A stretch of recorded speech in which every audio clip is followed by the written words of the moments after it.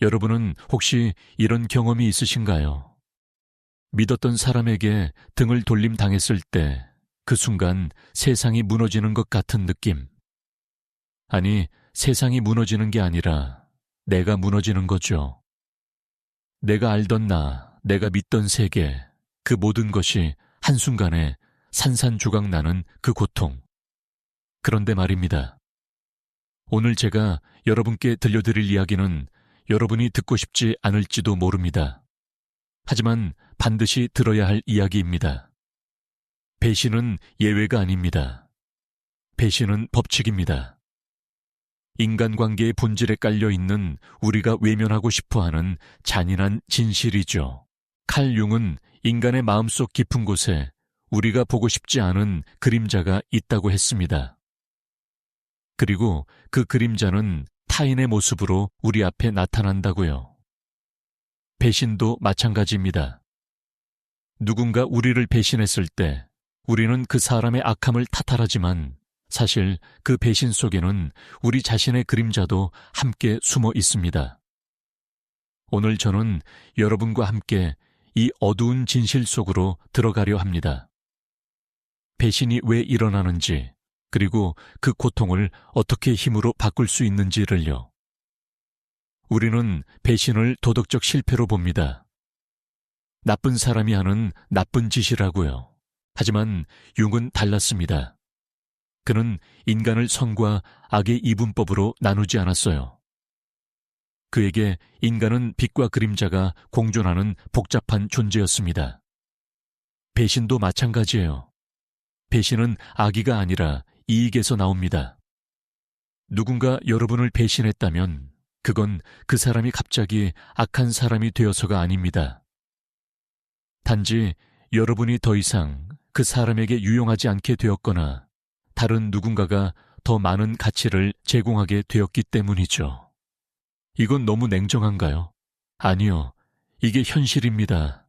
우리는 사랑과 우정과 충성심을 이야기하지만 그 밑바닥에는 생존 본능이 깔려 있어요. 융기 말한 집단 무의식 속에는 수백만 년 동안 인류가 살아남기 위해 발달시킨 본능들이 자리하고 있습니다. 그 본능 중 하나가 바로 자기 보존이죠. 자신의 이익을 최우선으로 하는 것. 이건 도덕의 문제가 아니라 생존의 문제입니다. 그래서 배신은 언제 일어날까요? 간단합니다. 당신이 더 이상 그 사람의 생존이나 번영에 도움이 되지 않을 때, 아니면 당신보다 더 나은 선택지가 나타났을 때, 회사에서 오랫동안 함께 일하던 동료가 승진을 위해 당신을 모함하는 것, 친구가 더 유명한 사람들과 어울리기 시작하면서 당신을 멀리하는 것, 배우자가 더 젊고 매력적인 사람을 만나 떠나는 것. 이 모든 건 개인적인 악의가 아니에요. 그저 인간의 본성이 작동한 거죠. 이 말을 들으면 아마 여러분은 화가 나실 겁니다. 그럼 인간에게 신의도 없고 사랑도 없단 말인가? 라고요. 아니요, 그게 아닙니다. 사랑도 있고 신의도 있어요. 하지만 그것들은 조건부입니다. 우리가 믿고 싶어 하는 것처럼 무조건적이지 않아요. 융은 이렇게 보았습니다. 인간관계는 교환입니다. 심리적 에너지의 교환이죠. 당신이 상대방에게 긍정적인 에너지같이 의미를 주는 한 관계는 유지됩니다. 하지만 그 균형이 깨지는 순간 관계도 흔들리기 시작해요. 여기서 배신의 첫 번째 칼날이 나타납니다. 바깥을 향한 칼날. 당신을 배신한 사람이죠. 우리는 그 사람에게 집중합니다. 왜 그랬을까? 어떻게 그럴 수 있을까? 나한테 뭘 잘못한 게 있을까? 우리는 그 사람을 이해하려 하고 용서하려 하고 때로는 다시 믿으려고도 합니다. 하지만 진짜 위험한 건 두 번째 칼날입니다. 안쪽을 향한 칼날, 자기 자신을 향한 의심이죠. 배신당한 사람들이 가장 많이 하는 질문이 뭔지 아세요? 내가 뭘 잘못했을까? 내가 부족했던 걸까? 나는 사랑받을 가치가 없는 사람인가? 이 질문들이 얼마나 무서운지 아시나요? 이건 단순한 자책이 아닙니다. 이건 자기 존재에 대한 근본적인 의심이에요. 융은 이걸 자아의 파편화라고 불렀습니다. 우리가 가지고 있던 자기 이미지, 세계관, 신념 체계가 산산조각 나는 거죠. 그리고 이 순간이 사실은 가장 중요한 순간입니다. 왜냐하면 바로 여기서 진짜 배신이 드러나거든요. 진짜 배신은 타인이 나를 떠난 것이 아니라 내가 나를 버리는 겁니다. 내가 나를 의심하고, 내가 나를 부정하고, 내가 나의 가치를 스스로 깎아내리는 거예요. 이게 진짜 비극입니다. 융의 통찰 중에 제가 가장 중요하게 생각하는 게 하나 있습니다. 외부 세계에서 일어나는 모든 일은 내면 세계의 투영이라는 것. 누군가 당신을 배신했을 때 그건 그 사람의 그림자가 드러난 거예요. 하지만 동시에 당신의 그림자도 함께 드러납니다. 어떻게요? 당신이 보지 못했던 것, 보고 싶지 않았던 것들이 드러나는 거죠. 예를 들어 봅시다. 여러분의 배우자가 바람을 피웠다고 해보죠. 그 순간 여러분은 배우자를 원망합니다. 당연합니다. 하지만 시간이 지나고 나면 여러분은 이런 질문을 하게 될 거예요. 나는 정말 몰랐을까? 정말 아무 신호도 없었을까? 그리고 솔직하게 들여다보면 신호는 있었어요. 작은 변화들, 이상한 행동들, 미묘한 거리감. 하지만 여러분은 보지 않으려고 했습니다. 왜냐하면 보는 순간 뭔가를 결정해야 하니까요. 그래서 우리는 외면합니다. 그리고 배신이 완전히 드러났을 때 우리는 충격을 받죠. 하지만 그건 정말 충격일까요? 아니면 이미 알고 있던 것의 확인일까요? 이게 바로 융이 말한 그림자와의 대면입니다. 우리의 그림자는 우리가 인정하고 싶지 않은 진실들이에요. 나는 나약했다. 나는 의존적이었다. 나는 신호를 무시했다. 나는 편안함을 위해 진실을 외면했다. 이런 것들을 인정하는 건 고통스럽습니다. 차라리 상대방을 나쁜 사람으로 만드는 게 훨씬 쉬워요. 하지만 그렇게 하면 아무것도 배우지 못합니다. 같은 패턴이 반복될 뿐이죠. 그런데 말입니다. 배신에는 또 다른 형태가 있습니다. 아마 이게 더 아플 수도 있어요. 바로 침묵의 배신입니다. 적극적인 배신이 아니라 소극적인 배신. 누군가 당신을 공격하지는 않지만 당신을 지켜주지도 않는 것. 당신이 부당하게 비난받을 때 침묵하는 것.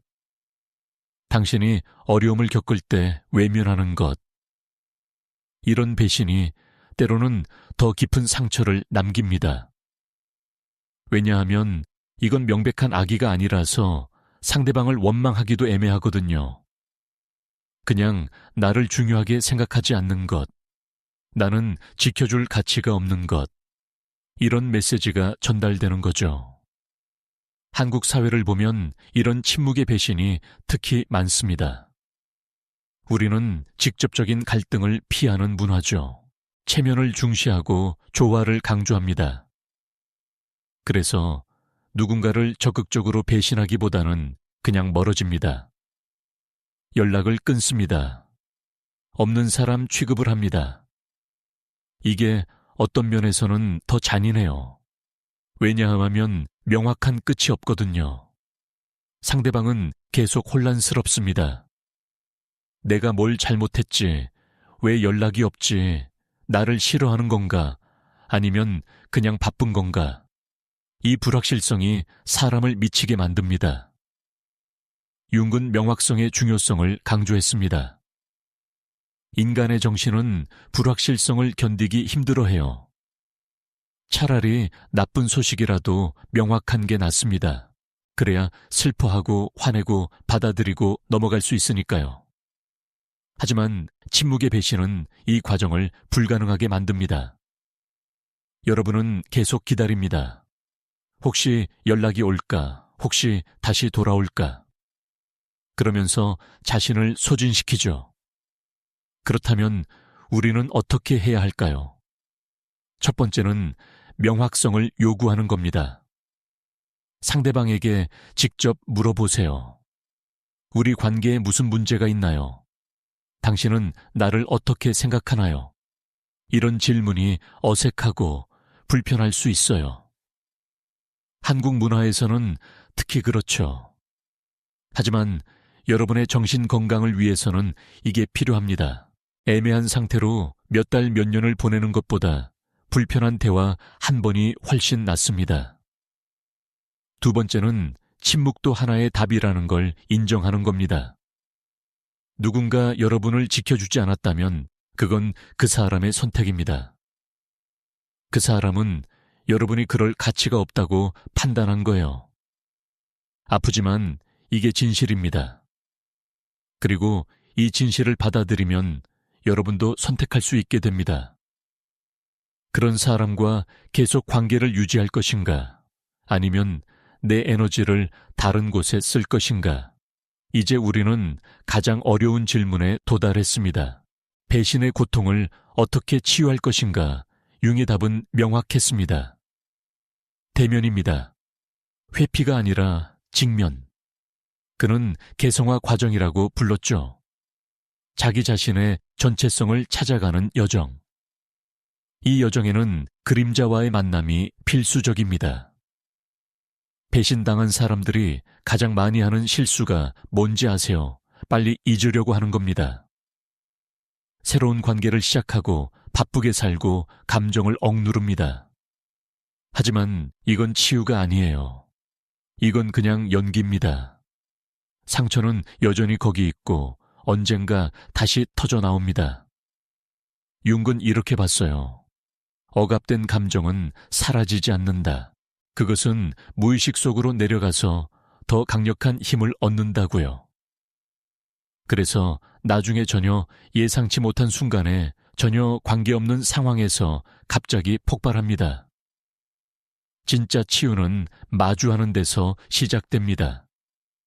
아픔을 마주하고 분노를 마주하고 그리고 가장 중요하게는 자기 자신의 역할을 마주하는 거예요. 내가 왜 그 사람을 믿었나? 내가 뭘 보지 못했나? 내가 무엇을 두려워했나? 이런 질문들은 고통스럽습니다. 하지만 이 질문들을 통과해야만 진짜 배울 수 있어요. 융은 인간의 성장은 고통을 통해서만 일어난다고 했습니다. 편안함 속에서는 변화가 없어요. 우리는 위기를 만날 때만 변합니다. 배신은 그런 위기입니다. 아주 고통스러운 위기이지만 동시에 엄청난 기회이기도 해요. 여러분이 지금까지 믿어왔던 것들을 재검토할 수 있는 기회. 여러분이 누구인지, 무엇을 원하는지, 어떤 관계를 원하는지를 다시 정의할 수 있는 기회죠. 그림자와의 대면은 구체적으로 어떻게 하는 걸까요? 융은 여러 방법을 제시했지만 그중 하나가 적극적 상상입니다. 자기 내면의 목소리들과 대화하는 거예요. 예를 들어 여러분 안에는 배신당한 희생자가 있습니다. 이 부분은 계속 울고 원망하고 자책합니다. 하지만 여러분 안에는 다른 목소리도 있어요. 더 강한, 더 지혜로운 목소리. 이 두 목소리를 대화시키는 겁니다. 희생자가 말합니다. 나는 너무 다쳤어. 나는 더 이상 사람을 믿을 수 없어. 그러면 지혜로운 목소리가 대답합니다. 네가 다친 건 사실이야 하지만 그게 네 전부는 아니야. 너는 여전히 사랑할 수 있고 신뢰할 수 있어. 다만 이제는 더 지혜롭게 할 수 있게 되었을 뿐이야. 이런 내면의 대화를 통해 우리는 통합됩니다. 상처받은 부분과 강한 부분이 하나가 되는 거죠. 한국의 전통에도 비슷한 지혜가 있습니다. 한을 승화시킨다는 개념이죠. 한은 그냥 억누르는 게 아니에요. 그것을 예술로 힘으로 지혜로 변화시키는 겁니다. 판소리를 생각해 보세요. 그 깊은 슬픔과 원망이 어떻게 아름다운 예술이 되는지. 배신의 고통도 마찬가지입니다. 그것을 그냥 가지고 있으면 독이 됩니다. 하지만 그것을 변화시키면 약이 될 수 있어요. 그럼 구체적으로 어떻게 변화시킬까요? 첫 번째 단계는 감정을 완전히 느끼는 겁니다. 슬프면 슬픔을 느끼세요. 화나면 화를 느끼세요. 억누르지 마세요. 융은 감정은 에너지라고 했습니다. 에너지는 사라지지 않아요. 형태만 바뀔 뿐이죠. 여러분이 감정을 억누르면 그 에너지는 어딘가로 가야 합니다. 보통은 몸으로 가죠. 그래서 병이 됩니다. 아니면 무의식으로 가서 나중에 더 큰 문제가 됩니다. 대신 그 감정을 의식적으로 경험하세요. 울고 싶으면 우세요. 소리 지르고 싶으면 아무도 없는 곳에서 소리 지르세요. 그 감정을 몸 밖으로 내보내는 겁니다. 이건 약해지는 게 아니에요. 이게 바로 강해지는 과정입니다. 왜냐하면 여러분은 그 감정을 두려워하지 않고 있는 그대로 대면하고 있으니까요. 두 번째 단계는 의미를 찾는 겁니다. 윤근 말했습니다. 고통은 피할 수 없지만 의미 없는 고통은 견딜 수 없다고. 배신의 고통도 마찬가지예요. 그냥 이유 없이 다쳤다고 생각하면 견디기 힘듭니다. 하지만 이 경험이 나를 더 성숙하게 만들었다, 더 지혜롭게 만들었다고 생각하면 견딜 수 있어요. 아니, 견디는 것을 넘어서 성장할 수 있습니다. 여러분의 배신 경험이 여러분에게 무엇을 가르쳐 주었나요? 어떤 사람들은 이렇게 말합니다. 나는 너무 순진했다는 걸 배웠다고. 좋습니다. 그럼 이제는 더 현실적으로 사람을 볼 수 있게 되었네요. 또 어떤 사람들은 말합니다. 나는 내 직감을 무시했다는 걸 배웠다고. 훌륭합니다. 이제는 자기 직감을 더 신뢰할 수 있게 되었네요. 이렇게 모든 고통에는 교훈이 있습니다. 그 교훈을 찾는 것이 치유의 핵심이에요. 세 번째 단계는 용서입니다. 하지만 여기서 조심해야 할 게 있어요. 용서는 상대방을 위한 게 아닙니다. 용서는 여러분 자신을 위한 거예요. 융은 이렇게 봤습니다. 원망과 증오는 두 사람을 묶는 끈이다.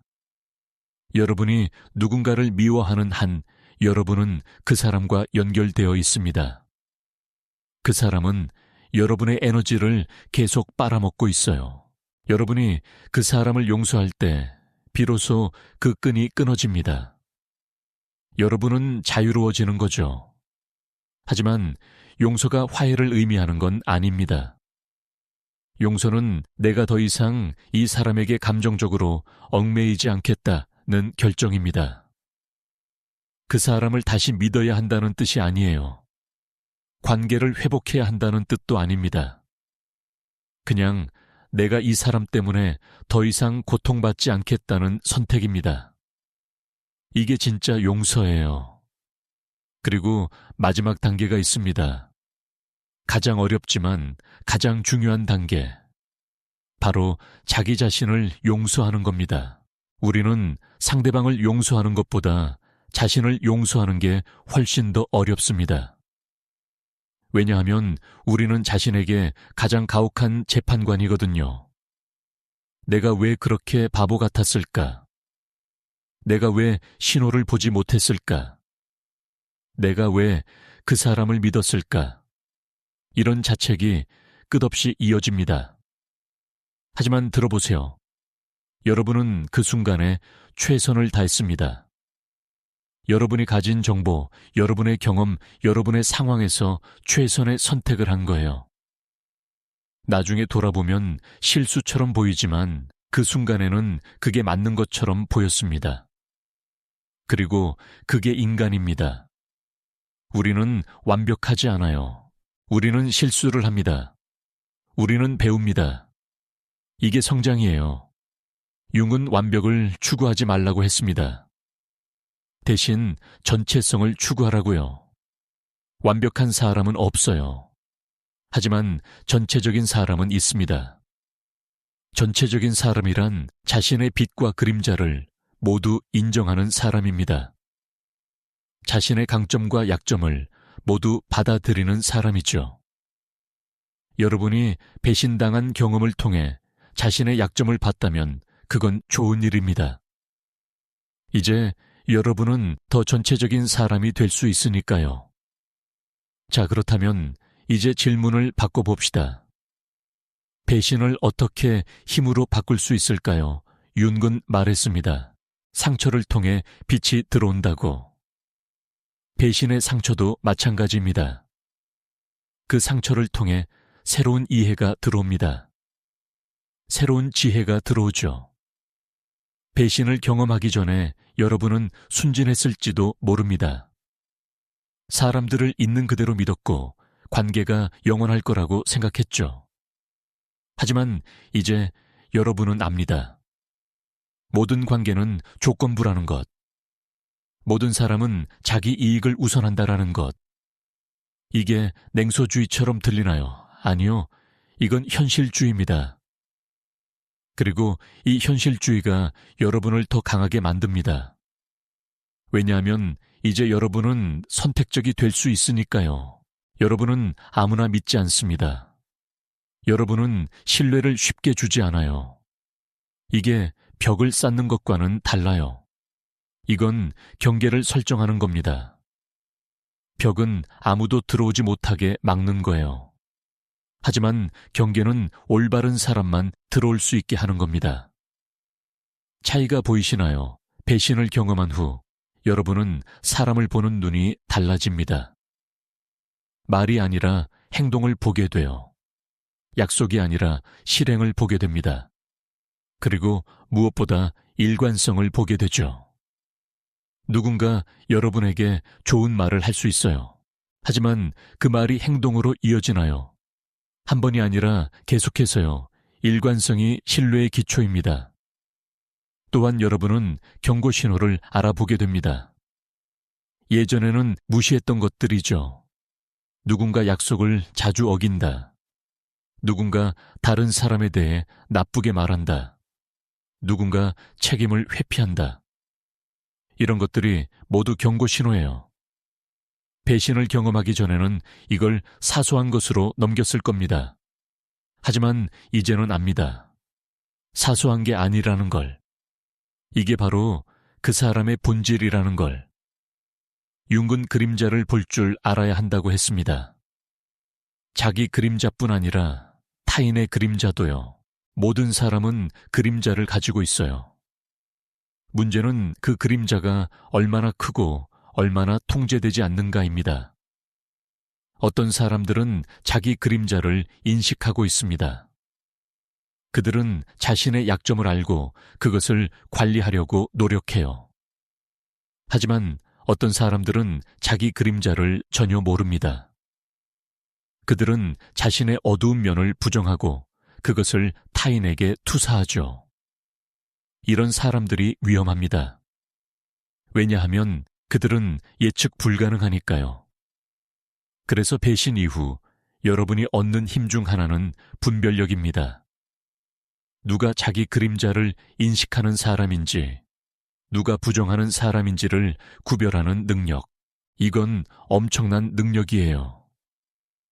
이 능력이 있으면 여러분은 더 이상 쉽게 속지 않습니다.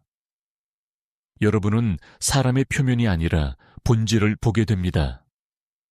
또 다른 힘은 자기 의존입니다. 배신을 경험하기 전에는 타인에게 많이 의존했을 겁니다. 정서적으로, 심리적으로. 하지만 배신을 경험한 후 여러분은 깨닫습니다.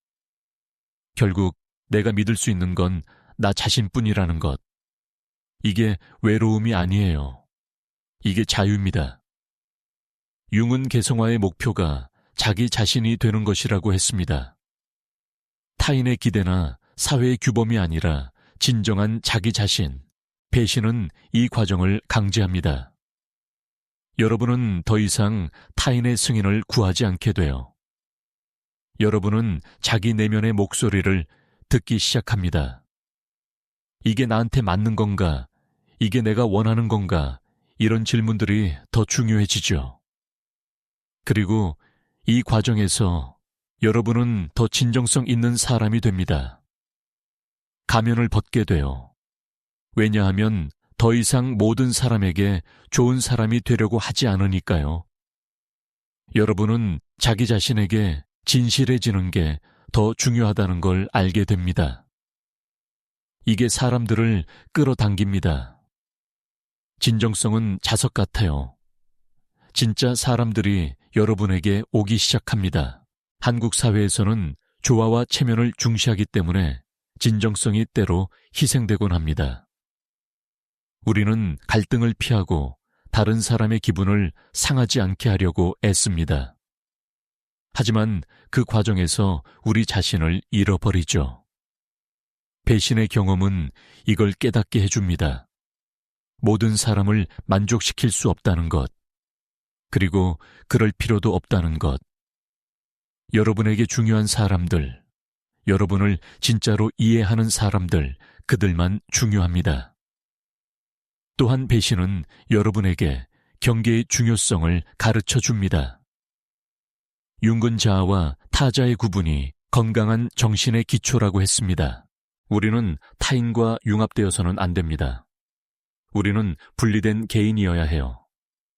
하지만 많은 사람들, 특히 한국 문화에서는 이 구분이 흐릿합니다. 우리는 가족, 친구, 동료와 너무 가까워지려고 합니다. 경계가 없어요. 그래서 배신이 더 아픕니다. 왜냐하면 우리의 정체성 일부가 그 관계에 얽혀 있으니까요. 배신 이후 여러분은 경계를 설정하는 법을 배웁니다. 이건 이기적인 게 아니에요. 이건 자기 보호입니다. 여러분은 어디까지 줄 수 있고 어디서 멈춰야 하는지를 알게 됩니다. 여러분은 자기 에너지가 유한하다는 걸 깨닫고 그것을 소중한 곳에 쓰기 시작합니다. 이게 성숙입니다. 그리고 가장 중요한 힘이 있습니다. 바로 감정적 독립입니다. 배신을 경험하기 전에는 타인의 의견이 여러분을 정의했을 겁니다. 누군가 여러분을 좋아하면 여러분은 가치 있다고 느꼈죠. 누군가 여러분을 싫어하면 여러분은 무가치하다고 느꼈습니다. 하지만 배신 이후 여러분은 깨닫습니다. 타인의 의견은 그들의 관점일 뿐이라는 것, 그것이 진실은 아니라는 것. 누군가 여러분을 배신했다고 해서 여러분이 배신당할 만한 사람인 건 아닙니다.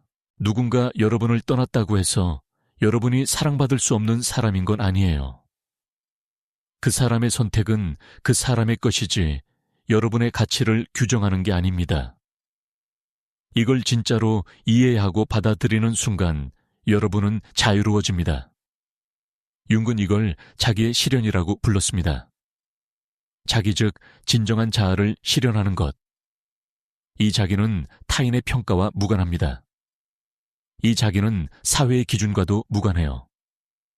이 자기는 오직 여러분의 내면에서 나옵니다. 여러분이 이 자기와 연결될 때 여러분은 흔들리지 않습니다. 누가 뭐라고 하든 누가 여러분을 떠나든 여러분의 중심은 그대로예요. 이게 배신이 주는 가장 큰 선물입니다. 여러분을 흔들 수 없게 만드는 것. 물론 여전히 아플 수 있어요. 여전히 슬플 수 있습니다. 하지만 여러분의 핵심, 여러분의 본질은 흔들리지 않습니다. 왜냐하면 그것은 타인이 아니라 여러분 자신에게 뿌리를 두고 있으니까요. 그렇다면 배신 이후 관계는 어떻게 되는 걸까요? 다시는 누구도 믿지 말아야 할까요? 아니요, 그건 또 다른 극단입니다. 융은 균형을 강조했습니다. 너무 순진한 것도 문제지만 너무 냉소적인 것도 문제예요. 진짜 지혜는 그 중간에 있습니다. 배신 이후에 여러분은 신중하게 믿습니다. 여러분은 신뢰를 쉽게 주지 않지만 완전히 닫지도 않아요. 여러분은 시간을 들여 사람을 관찰합니다. 말과 행동이 일치하는지, 일관성이 있는지, 여러분을 존중하는지, 이런 것들을 확인한 후에 조금씩 마음을 엽니다. 이게 건강한 방식이에요. 또한 여러분은 관계를 다르게 봅니다. 모든 관계가 영원할 필요는 없다는 걸 인정하게 돼요. 어떤 관계는 일시적입니다. 어떤 사람은 우리 인생의 한 시즌에만 함께합니다. 그들이 떠날 때 그건 배신이 아니에요. 그냥 그 시즌이 끝난 거죠. 이걸 받아들이면 집착이 줄어듭니다. 여러분은 관계를 더 가볍게 여기면서도 동시에 더 깊게 여길 수 있게 됩니다. 모순처럼 들리지만 이게 가능해요. 그리고 여러분은 혼자 있는 것을 두려워하지 않게 됩니다. 배신을 경험하기 전에는 외로움이 무서웠을 겁니다. 그래서 좋지 않은 관계에도 머물렀죠. 하지만 이제 여러분은 압니다. 나쁜 관계보다 혼자 있는 게 낫다는 것. 여러분은 고독을 견딜 수 있게, 아니 즐길 수 있게 됩니다. 고독은 자기 자신과 만나는 시간이니까요. 융은 고독의 중요성을 강조했습니다. 그는 혼자 있을 수 있는 능력이 성숙의 표시라고 했어요. 우리가 항상 누군가와 함께 있어야 한다면 그건 우리가 우리 자신을 견딜 수 없다는 뜻입니다. 하지만 우리가 혼자 있을 수 있다면 우리는 우리 자신과 평화를 이룬 거예요. 그리고 그때 비로소 우리는 타인과 진정한 관계를 맺을 수 있습니다. 필요해서가 아니라 선택으로요. 배신은 또한 여러분에게 용기를 줍니다. 이상하게 들릴 수 있어요. 배신을 경험하고 어떻게 용기가 생길까 하지만 생각해 보세요. 여러분은 최악의 상황을 경험했습니다. 믿었던 사람에게 배신당하는 것, 그리고 살아남았어요. 부서졌지만 다시 일어섰습니다. 이게 얼마나 큰 용기인지 아세요? 이제 여러분은 압니다. 배신을 견딜 수 있다는 것, 그 고통을 통과할 수 있다는 것, 그리고 이 알미 여러분을 자유롭게 만듭니다. 여러분은 더 이상 배신이 두렵지 않습니다. 물론 여전히 피하고 싶겠지만 그것이 여러분을 마비시키지는 않아요. 여러분은 위험을 감수할 수 있게 됩니다. 새로운 관계를 시도할 수 있고 새로운 기회를 잡을 수 있습니다. 왜냐하면 설령 다시 배신당한다 해도 여러분은 그걸 견딜 수 있다는 걸 알고 있으니까요. 융은 이걸 영웅의 여정이라고 불렀습니다. 영웅은 시련을 겪고 죽음을 경험하고 다시 태어납니다. 배신도 그런 죽음이에요. 옛날에 순진한 여러분이 죽는 것. 하지만 그 죽음 후에 새로운 여러분이 태어납니다.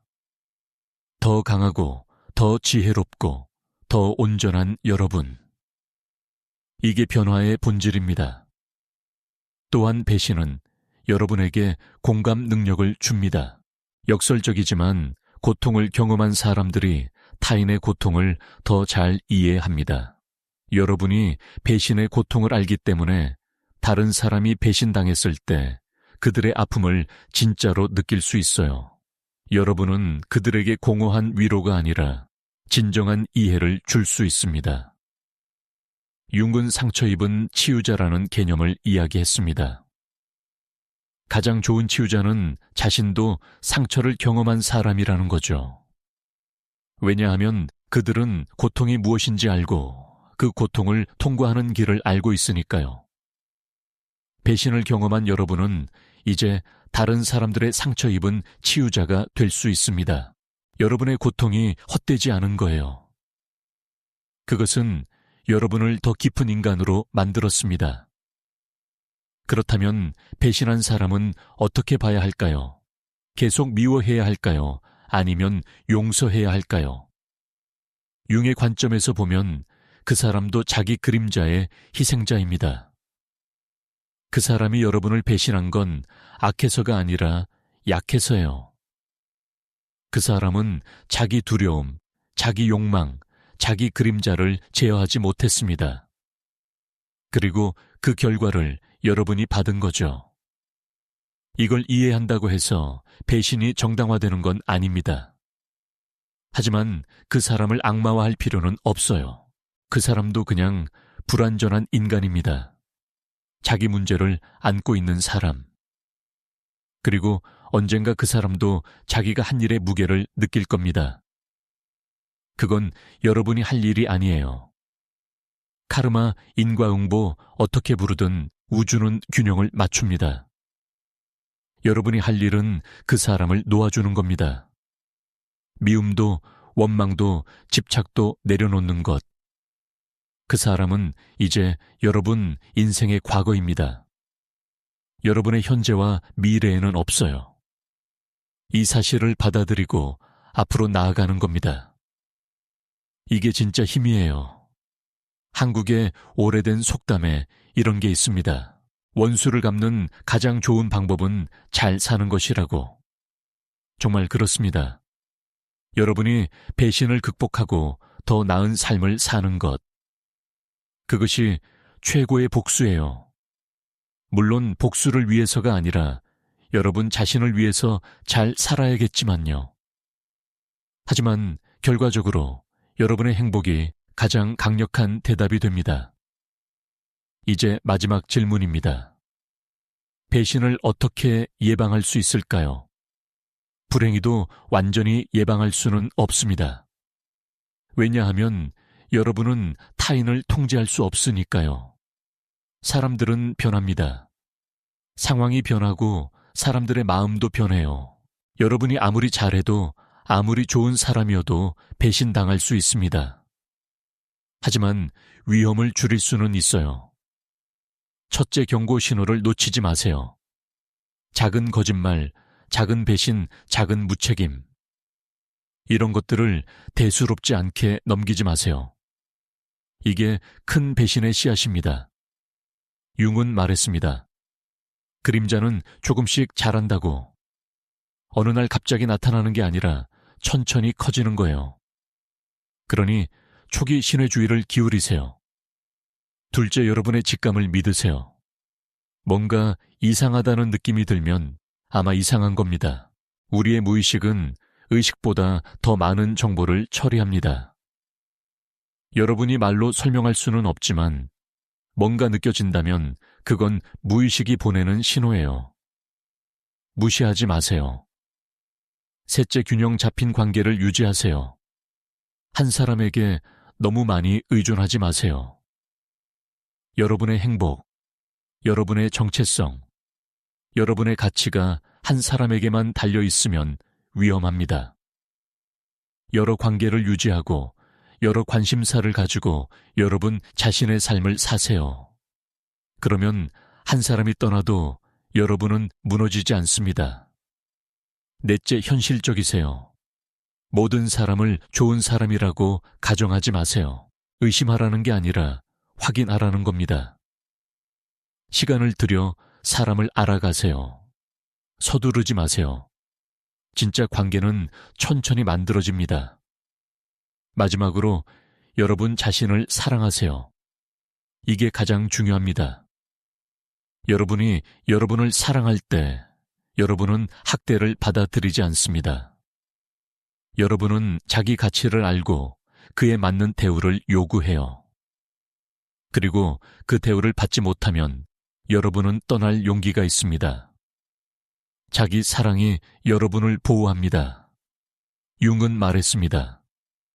자기 자신이 되는 것이 가장 큰 업적이라고.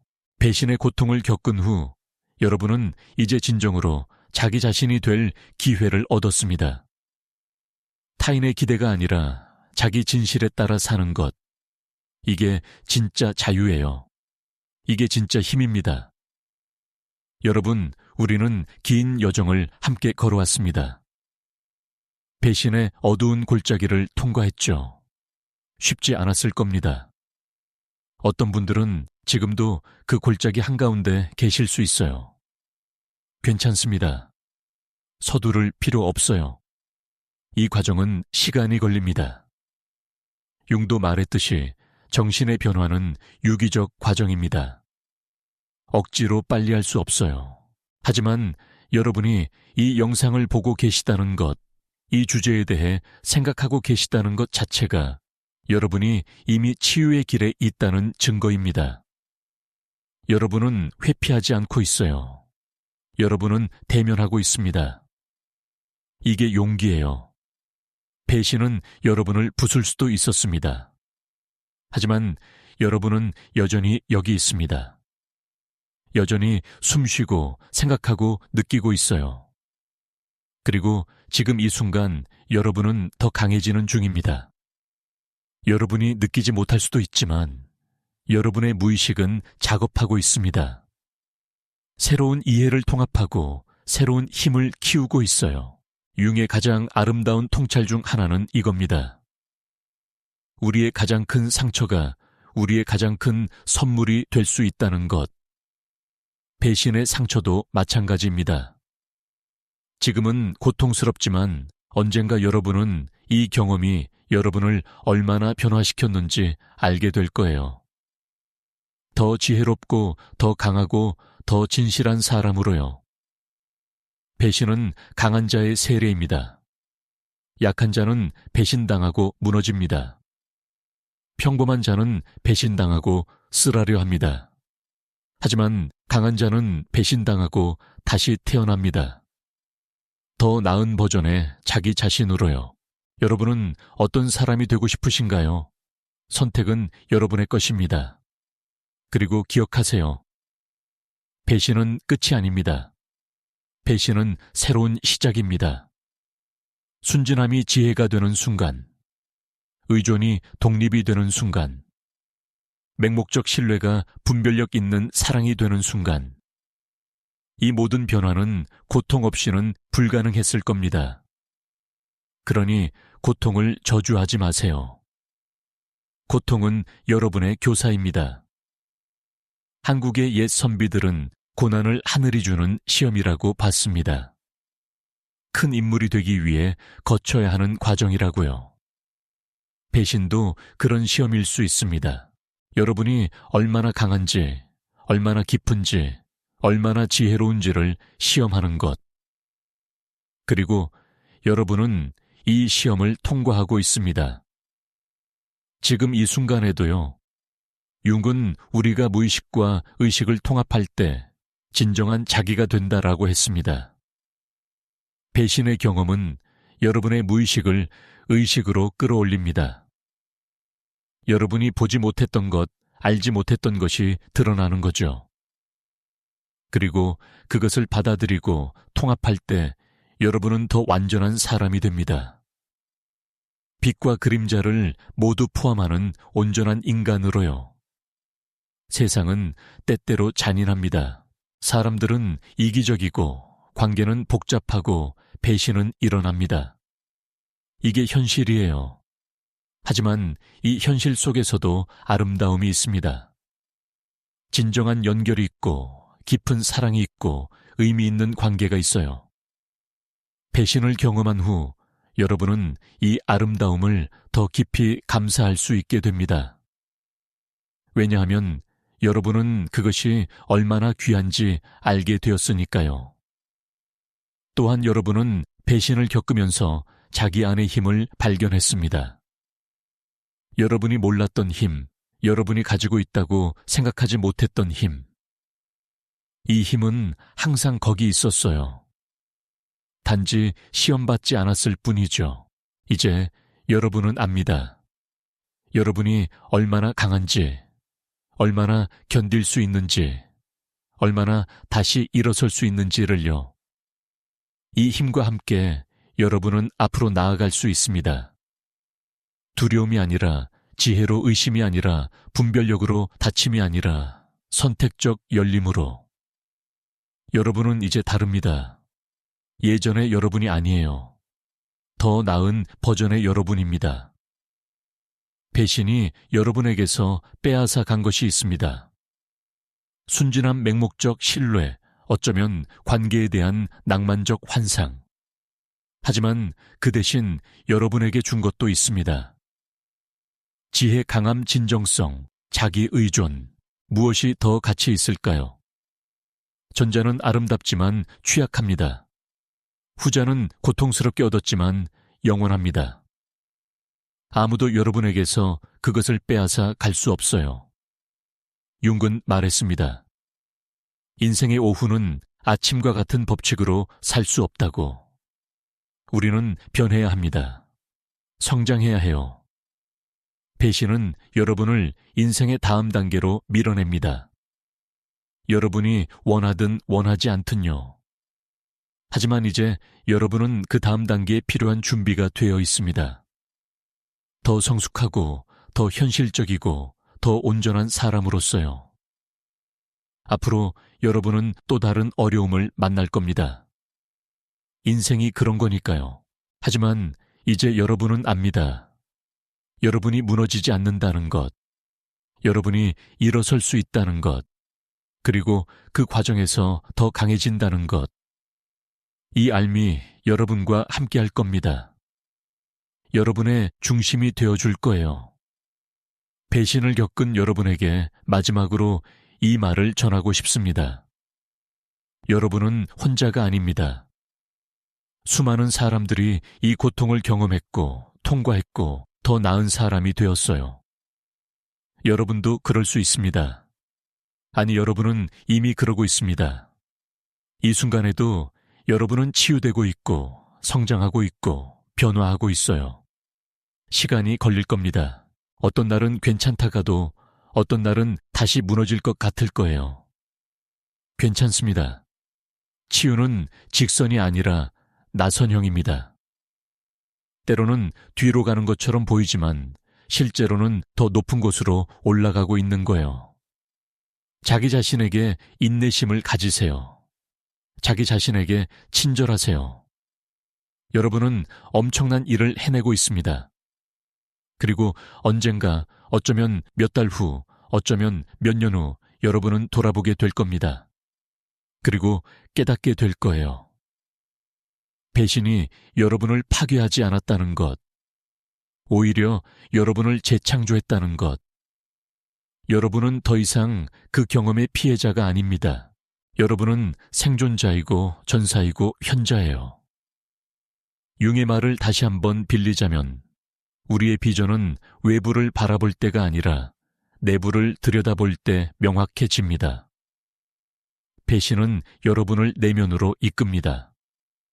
처음에는 고통 때문이지만 결국에는 발견 때문입니다. 그곳에서 여러분은 진짜 자신을 만나게 됩니다. 상처받았지만 깨지지 않은 자신, 넘어졌지만 다시 일어선 자신, 배신당했지만 여전히 사랑할 수 있는 자신을요. 이 여정은 쉽지 않았습니다. 앞으로도 쉽지 않을 거예요. 하지만 여러분은 할 수 있습니다. 여러분은 이미 증명했어요. 가장 어두운 밤을 통과할 수 있다는 것을. 그리고 그 밤이 지나면 새벽이 옵니다. 더 밝고 더 아름답고 더 의미 있는 새벽이요. 여러분의 이야기는 끝나지 않았습니다. 배신은 한 챕터였을 뿐이에요. 고통스러운 챕터이지만 중요한 챕터. 이제 다음 챕터가 시작됩니다. 여러분이 쓰는 챕터, 여러분이 선택하는 챕터. 그 챕터에는 무엇이 있을까요? 그건 여러분이 결정합니다. 하지만 한 가지는 확실합니다. 그 챕터의 주인공은 더 강하고 더 지혜롭고 더 진실한 사람일 거라는 것. 배신의 고통 속에서 여러분은 진주를 발견했습니다. 그것은 자기 자신입니다. 타인의 평가와 무관하게 빛나는 여러분의 본질적 가치. 이 진주를 소중히 간직하세요. 이것이 여러분을 앞으로 나아가게 할 것이고, 여러분을 지켜줄 것이고, 여러분에게 길을 보여줄 겁니다. 한국의 도자기 장인들은 깨진 도자기를 금으로 이어 붙입니다. 그것을 금괴라고 하죠. 깨진 것을 숨기는 게 아니라 오히려 강조하는 겁니다. 왜냐하면 그 금 이음새가 그 도자기를 더 아름답고 더 가치 있게 만들기 때문이에요. 여러분도 마찬가지입니다. 배신으로 깨진 부분들을 여러분은 지혜의 금으로 이어 붙이고 있습니다. 그리고 그 과정에서 여러분은 더 아름다워지고 있어요. 더 가치 있어지고 있습니다. 상처는 여러분의 약점이 아닙니다. 상처는 여러분이 용감하게 살았다는 증거예요. 여러분이 사랑했다는 증거이고, 신뢰했다는 증거이고, 위험을 감수했다는 증거입니다. 이 상처를 부끄러워하지 마세요. 이것은 여러분의 명예의 훈장이에요. 그리고 이제 이 모든 것을 통과한 여러분에게 전하고 싶은 마지막 메시지가 있습니다. 여러분은 사랑받을 자격이 있습니다. 누군가 여러분을 배신했다고 해서 그게 바뀌지 않아요. 여러분은 존중받을 자격이 있고, 소중히 여겨질 자격이 있고, 진실하게 대우받을 자격이 있습니다. 그 자격은 타인이 주는 게 아니에요. 그것은 여러분이 존재한다는 사실 자체에서 나옵니다. 배신은 여러분의 가치를 증명하는 시험이 아니었습니다. 여러분은 처음부터 가치가 있었어요. 배신은 단지 누가 그 가치를 알아보지 못했는지를 드러낸 것뿐입니다. 그리고 그건 그 사람의 한계이지 여러분의 부족함이 아닙니다. 앞으로 나아가세요. 여러분의 머리를 들고 여러분의 마음을 열고 하지만 여러분의 지혜를 간직한 채로 여러분은 이제 선택할 수 있는 힘이 있습니다. 누구를 여러분의 삶에 드릴지, 누구에게 여러분의 시간을 줄지, 누구에게 여러분의 신뢰를 줄지를요. 이 힘을 현명하게 사용하세요. 하지만 두려움으로 사용하지는 마세요. 융의 마지막 통찰을 나누며 이 여정을 마무리하고자 합니다. 그는 말했습니다. 나는 빛이 아니라 어둠 속에서 많은 것을 배웠다고. 여러분도 그렇습니다. 배신의 어둠 속에서 여러분은 빛을 발견했어요. 자기 안의 빛, 절대 꺼지지 않는 빛을요. 이 빛이 여러분을 이끌 겁니다. 어떤 어둠이 와도, 어떤 배신이 다시 와도 이 빛은 여러분과 함께 할 거예요. 배신은 끝이 아니었습니다. 배신은 시작이었어요. 더 진실한 삶, 더 의미 있는 관계, 더 강한 자아로 가는 시작. 여러분은 그 길을 걷고 있습니다. 때로는 비틀거리면서, 때로는 쉬면서, 하지만 계속 나아가면서요. 그리고 그게 중요한 겁니다. 멈추지 않는 것, 포기하지 않는 것, 계속 숨쉬고, 계속 느끼고, 계속 성장하는 것. 여러분은 혼자가 아닙니다. 우주가 여러분과 함께합니다. 여러분의 내면의 힘이 여러분과 함께해요. 그리고 여러분을 진정으로 사랑하는 사람들, 여러분을 이해하는 사람들이 여러분 곁에 있습니다. 어쩌면 지금은 보이지 않을 수도 있어요. 하지만 그들은 있습니다. 그리고 여러분이 준비되었을 때 여러분은 그들을 발견하게 될 거예요. 배신의 고통 속에서 여러분이 배운 가장 중요한 교훈은 이것입니다. 여러분은 살아남을 수 있다는 것. 여러분은 다시 일어설 수 있다는 것. 그리고 그 과정에서 여러분은 더 나은 사람이 된다는 것. 이것이 진실입니다. 이것이 여러분의 힘입니다.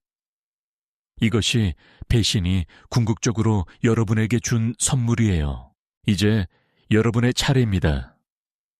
이 경험을 가지고 무엇을 할 것인가? 쓰라림으로 남겨둘 것인가? 아니면 지혜로 변화시킬 것인가? 다칠 것인가? 아니면 선택적으로 열릴 것인가? 피해자로 남을 것인가? 아니면 생존자로 나아갈 것인가?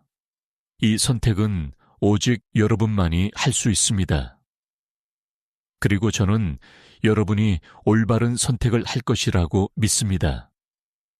왜냐하면 여러분은 이미 그 강함을 보여주었으니까요. 배신은 강한 자의 세례라고 했습니다. 여러분은 그 세례를 받았어요. 이제 여러분은 다시 태어났습니다. 더 강하고 더 지혜롭고 더 온전한 사람으로 이 새로운 여러분과 함께 앞으로 나아가세요. 두려워하지 말고 후회하지 말고 다만 배운 것을 간직한 채로 여러분의 여정은 계속됩니다. 그리고 그 여정은 아름답습니다. 고통도 있지만 성장도 있고 발견도 있고 사랑도 있으니까요. 여러분은 할 수 있습니다. 여러분은 이미 하고 있습니다. 그리고 여러분은 계속할 겁니다. 왜냐하면 그게 여러분이니까요. 강하고 회복력 있고 아름다운 여러분,